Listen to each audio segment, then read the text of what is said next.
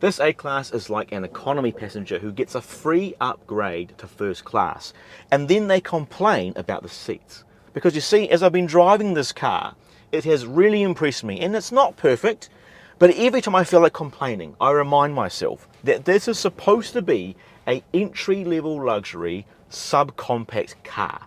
And yet this thing has all the driver assist tech that you get in an S-Class.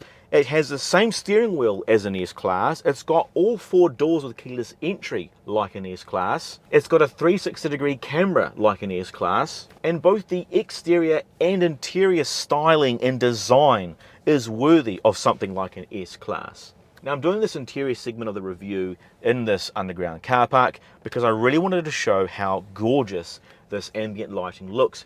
And you see, the ambient lighting in this car was not just a tacked on thing after they designed the interior. You can see here, for example, this aluminum pinstripe material here, and you can see how all the different shadows from the little etches of the pinstripe pattern just create this beautiful effect with the ambient lighting strip, even in these air vents. Who would have thought that just putting in an LED would make a huge design feature out of something like air vents? You've got this faux leather here with a contrast stitching on the dashboard. You've got this sort of perforated material down in here. You do have this gloss black plastic, which I know normally I would be very against. And even when you turn the temperature up and down, you can see the color changes as well.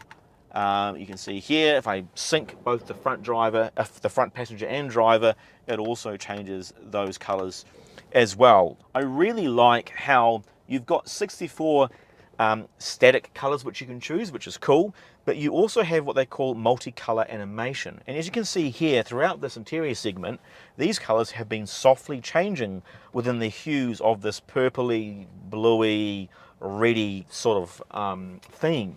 And you can see here under colors, I've got red moon, I've got a fire red option. Now I've got ambient lighting in both my car and my wife's car, but this is just a whole nother step up. Now this gorgeous A-Class here is for sale, and you can buy this from the guys at GVI here in Auckland. If you are keen to buy it, there'll be a link down below in the description. I've had a great experience with GVI, buying cars from them in the past. And I want to thank them again as well for allowing our team here to review this car and hopefully give you guys some helpful information as to whether you want to buy this A-Class. Please don't also forget to like the video if you found it helpful, and do subscribe. It really does help the channel to produce more videos like this. Now these seats here are also very comfortable and highly configurable. You do have your seat controls here on the door card, and I love how Mercedes does this. I like how their headrests are also adjustable both up and down, but also forward and backwards. Even the thigh extension support is great in this car. It just gives you a much better driving position. Now these seats here, these are the MB-Tex, which is their faux leather.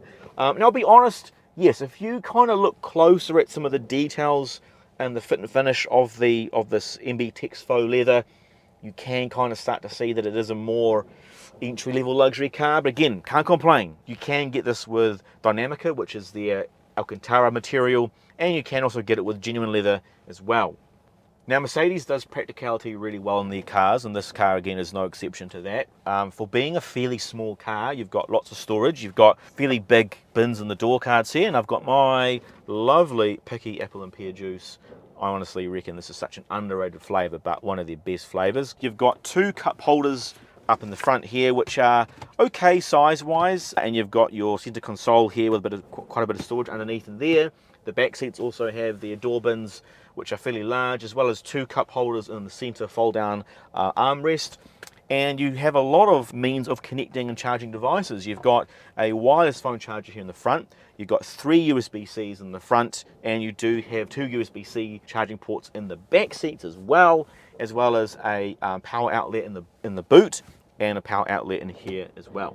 Even though it is a subcompact car, there actually is quite a bit of room in this. Even if I'm driving in my sitting position, or even if I move the seat a bit back, you still have got quite a bit of decent amount of leg room in the back seats as well. Of course, you know, fitting 5 adults in here is going to be a real push, but for the most part, it's fairly roomy. Now the HVAC controls down here do look and feel very, very premium. There's the nice knurling here on the switches, but when you push them, they're okay. They do feel a little bit on the cheaper side, but again, you can't complain. At least you still have physical buttons for your HVAC. So it's not really a deal breaker by any means. I also like how you've got your volume control down here as well. So if you or the front passenger are resting your arms down here, the volume control is in very easy access. Now we have these gorgeous dual digital screens up the front here. You've got one for the gauge cluster and one for your infotainment. Now if you were to design the ultimate infotainment system, then you would want to have different input methods depending on what you're doing. So for example, touchscreens are great for things like maps where you want to move the screen around, you want to pinch to zoom, maybe you're typing in an address. But if you're driving along and your arm is resting down here already, so you want to have controls down here in the center console area. And so of course this car does have that as well as another input method, so you can use that, and again you can use the touchscreen as well.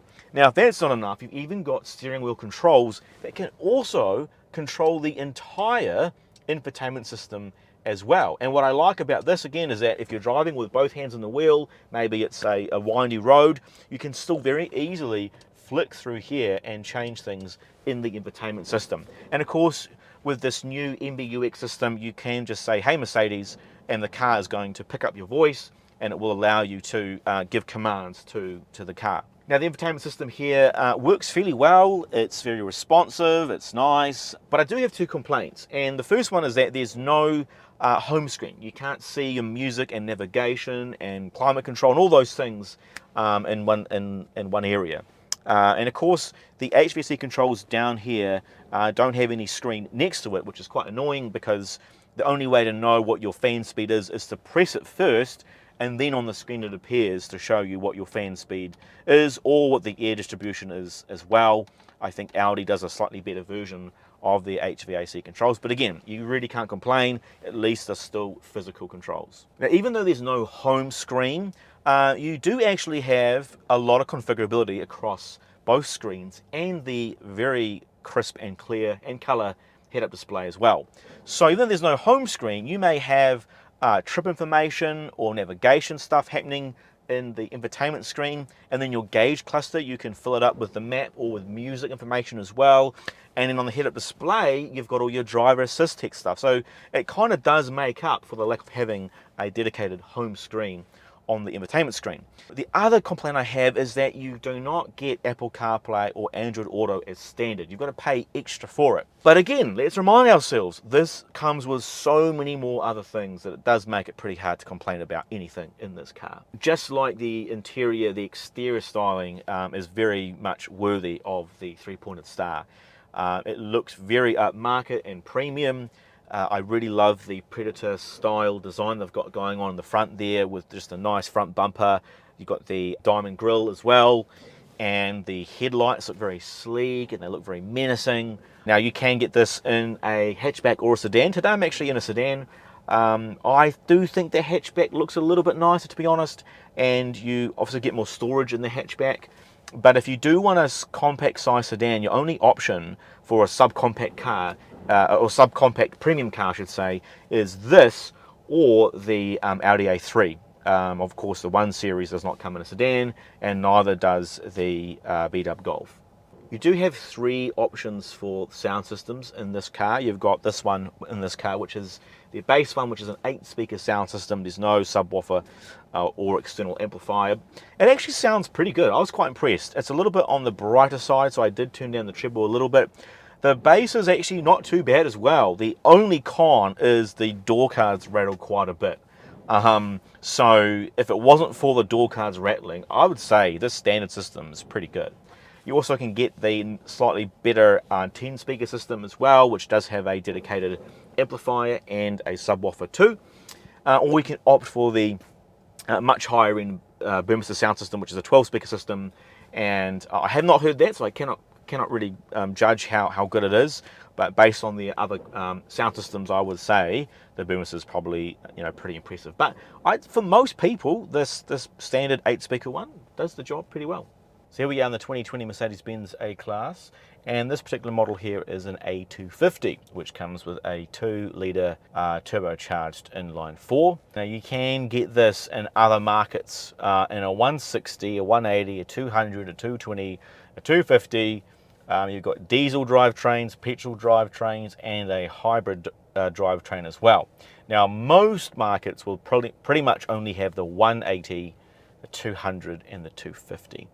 You do have your more insane A35 AMG and A45 AMG, which they are pretty cool cars. They definitely ride a lot firmer. They're pretty fun to drive, of course, but I think most people will be getting the non-AMG A45 and A35. And of course, this A250 sort of slots right in the middle, and it's a good balance of performance, power, but also the fuel economy is going to be a lot better than the A45 and A35. To be honest, I think if you do care about fuel economy, I would say go for the mild hybrid or go for one of their diesel versions, because the economy in this is fairly average. I'm getting around 8 litres per 100 Ks. It's claimed at 6.5, which is pretty optimistic, to be honest. And this surprisingly does get you from 0 to 100. This A250 4MATIC, so again it's an all-wheel drive, does get you from 0 to 100 in 6.2 seconds, which is actually pretty good. It's quite a little bit faster than the previous model. Mercedes does have their dynamic select. You can see here I can change driving modes between individual, sport, comfort, and eco. Honestly, in this car, comfort drives pretty well. Now, there are a few different suspension options as well. The lower trim levels come with actually torsion beam rear suspension, which is going to be a little bit firmer. It is lighter, but it's a bit firmer. But if you go for this AMG line here, you do have what they call, I can't remember what it's called actually, but it's a comfort orientated lower suspension. So it sits a bit lower, feels nice. It does handle pretty well, but of course, it's slightly firmer, but it's still more comfortable than the lower spec one with the torsion beam at the back. You can also get this with adaptive dampers as well, which does help to improve, of course, the ride comfort. And I would say compared to the previous generation, it's a bit softer, sure. The previous generation was quite a firmly sprung car. This is still firmish. This is where you will notice the difference between an S-Class, a C-Class, an E-Class, and this. You do feel the bumps a bit more, but it's definitely pretty acceptable. And again, can't really complain. It's still,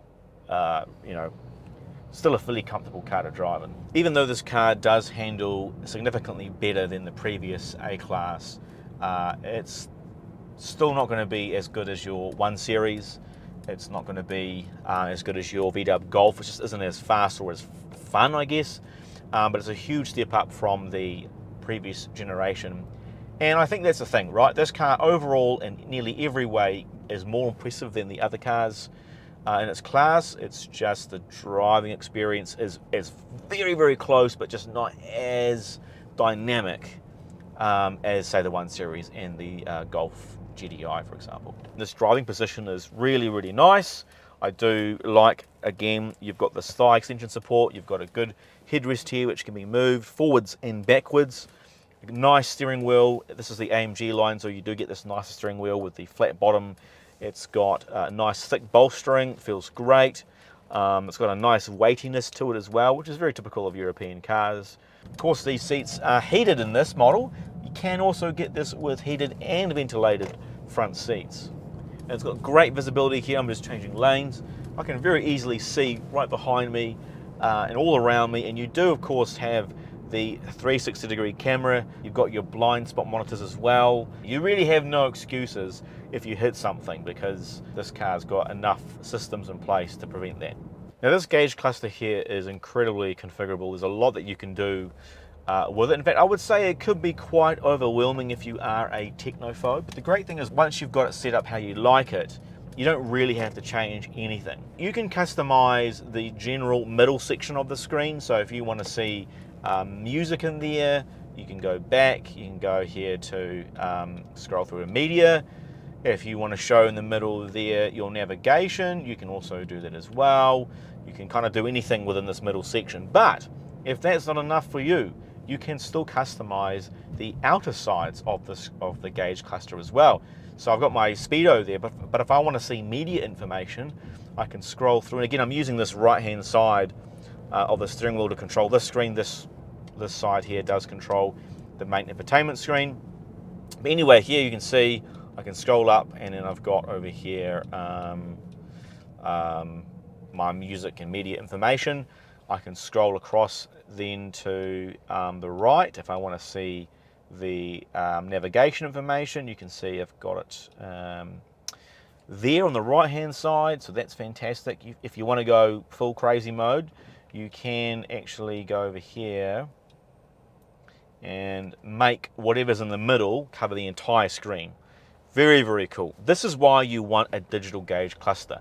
If your digital gauge cluster can't do these things, you might as well have a good old-fashioned mechanical gauge cluster. The whole point of having a full digital screen really is so that you can configure it however you like it and do things like this, which does give you a big map, which we all sort of saw debuting in the Audi virtual cockpit. So yeah, really, really nice. Now, if that's still not enough for you, you do have your head-up display as well, which acts as another screen, which you can configure what's showing in the gauge cluster, in the head-up display. And you've got 3 different sections which you can customize with things like your speed sign limits. You've got your driver assist tech in there, you've got a G-force meter, navigation information in there, cruise control information in there. So, you know, when you think about it, really, you can configure these 3 sections of this screen, you can configure 3 sections of the head-up display, and you can configure the infotainment screen to show you whatever you want. So there's just so much useful information that you can see at any given time across all of your screens. But overall, it's a fantastic car. It really does come very well equipped. If you want something premium and you do want something small still, you know, like this sort of size of car, you will be incredibly happy with this. It really does have a huge wow factor. Exterior styling is great, interior styling is great. Lots of driver assist tech features, a very safe car as well. And yeah, I would highly recommend this car. This car again is for sale. You can buy this from GVI here in Auckland if you are interested. Do reach out to the guys there. The link will be down below in the description. And of course, if you found this video helpful, do give it a like. And please also, if you can, subscribe to this channel. It just does help out with us producing more of these videos. Thanks again for watching, and I will see you next time.